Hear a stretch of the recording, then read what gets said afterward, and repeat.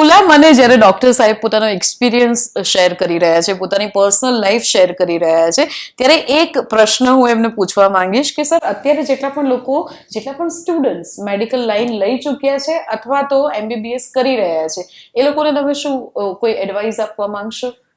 સૌથી પહેલી એડવાઇસ છે કે તમે જો મેડિકલ ફિલ્ડમાં જઈ રહ્યા છો તો પ્રેમથી જાઓ, એને પેશન સમજીને લો, પૈસા માટે નહીં જાઓ.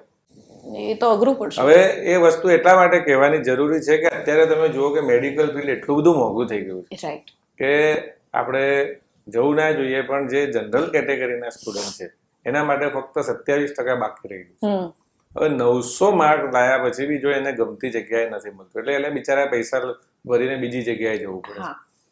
એ માણસને તમે જયારે પ્રેક્ટિસ કરતો થાય એના 15 વર્ષ પછી, ત્યાં સુધી એને પોતાની જાતને પકડી રાખવું પડે છે. એના ઇમોશન્સ, એની પર્સનલ લાઈફ, એની ફેમિલી લાઈફ બધું જ સેક્રિફાઈસ કરીને જયારે એ બહાર નીકળે ત્યારે એનામાં એક ગોલ હોવો જોઈએ કે મેં મારી જિંદગી જેમ સરહદ ઉપર સૈનિક જયારે જાય તો એને ખબર હોય છે કે કદાચ પાછો નહીં આવે, પણ એ છતાં એના મમ્મી પપ્પા ફેમિલી બધાને મૂકીને જાય છે, અને જેના કારણે આપણે શાંતિથી અહીંયા બેસી શકીએ છીએ, શાંતિથી જીવી શકીએ છીએ અને રાત્રે શાંતિથી ઊંઘી શકીએ છીએ. એવી રીતે જયારે કોઈ ડોક્ટર બહાર પડે તો એના મમ્મી પપ્પાને ગર્વ થવો જોઈએ, સમાજને તમારી ઉપર ગર્વ થવો જોઈએ કે એક ડોક્ટર જયારે આમ ચાલે ત્યારે તમે અત્યારે પણ જુઓ ગમે તેટલી પરિસ્થિતિ ખરાબ છે પણ ડોક્ટરની ઇજ્જત બીજી બધી ફિલ્ડ કરતા વધારે છે. 100%. એટલે તમે જો એક પેશન તરીકે તમારા ડોક્ટરી ફિલ્ડને લેશો તો જિંદગીમાં સક્સેસ તો તમારી પાછળ આવશે ને આવશે જ. તમને એટલું બધું ભગવાન આપશે કે તમારે માગવાની જરૂર નહીં પડે.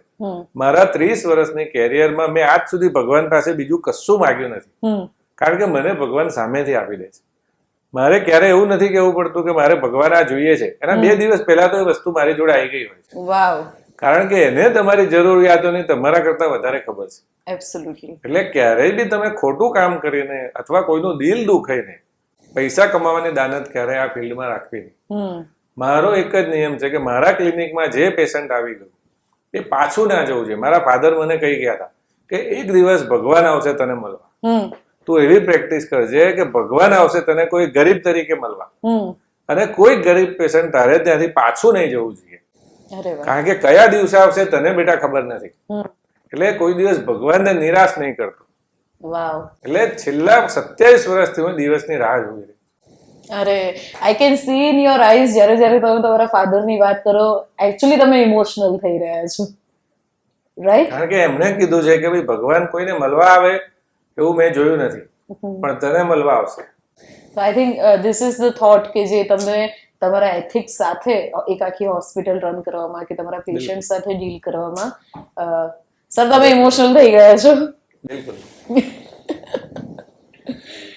નો બટ સચ અ વન્ડરફુલ થોટ. અને એમાં પણ જ્યારે આટલું ફાસ્ટ ટાઈમ ચાલતો હોય એની અંદર આ પ્રોફેશન, આટલું ડિગ્નિફાઈડ પ્રોફેશન, જ્યારે લોકો પૈસા કમાવાની નજરથી જોતા હોય, આટલી બધી મલ્ટી સ્પેશિયાલિટી હોસ્પિટલ્સ થઈ ગઈ હોય, જેને કદાચ આપણે 5 સ્ટાર હોટેલ સાથે કમ્પેર કરતા હોઈએ, અને જ્યારે લોકો પણ આપણને એ નજરે જોતા હોય કે અચ્છા આ ડોક્ટર છે એટલે આના ઘરમાં તો કરોડો રૂપિયાનો વરસાદ થતો હશે, એવા ટાઈમે આ પ્રકારનો એક થોટ લઈને આગળ વધતા રહેવું, that is something amazing. Super. અને આવતા મારી જિંદગીના છેલ્લા દિવસ સુધી હું આ જોઈશ. અરે વાહ સાહેબ, આવીને હું તો કહું છું તમને 3-4 વાર મળી ગયા હશે, તમને ખબર નહીં પડી.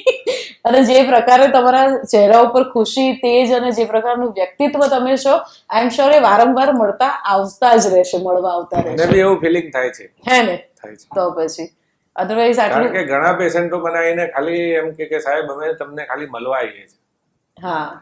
તમે દવા તો આપો છો પણ અમે તમને ખાલી મળવા આવીએ છીએ, તમને મળીને અમને એટલો આનંદ થાય છે જેટલું અમે અમારા ફેમિલીને મળીને આનંદ નહીં થતો. અરે વાહ. તમે અમને એટલા પ્રેમથી દાદા, પપ્પા, કાકા એવું કહીને બોલાવો છો કે મારા ફેમિલી મેમ્બર મને આટલી ઇજ્જત નથી આપતા. અમે લોકોએ એવું કર્યું છે કે 80-85 વર્ષના જે લોકો હોય એની ફાઇલ ઉપર અમે ફ્રી ઓફ ચાર્જ લખી દઈએ છીએ, કે જેથી એને નીચે આવીને કહેવું ના પડે કે મારે જોડે પૈસા નથી. એટલે એ 80-85 વર્ષના લોકોને અમે ફ્રી ઓફ ચાર્જ એટલા માટે જોઈએ છે કે એમની પાછળ કોઈને પૈસા ખર્ચવા ના પડે, જે કદાચ લોકોને જોર આવતું હોય. એને અમે ઘણીવાર એમને આવવા જવાનું ભાડું બી આપી દઈએ કે એ બાને અમને મળવા આવે. એવા ઘણા બધા કેસીસ તો બહુ જ બધા કેસીસ આવે ઓલ ઓવર અમદાવાદથી, ઓલ ઓવર અમદાવાદ, ઇવન બહારગામથી તમે જુઓ. ખરેખર. ખરેખર 4 વાગે નીચે આવીને બેસી જાય સવારમાં, ઓહ, ખાલી 2 મિનિટ મળવા માટે. રાજસ્થાનથી પેશન્ટ આવે, 2 મિનિટ મળે, 2 મિનિટમાં ખુશ થઈને પાછો જાય.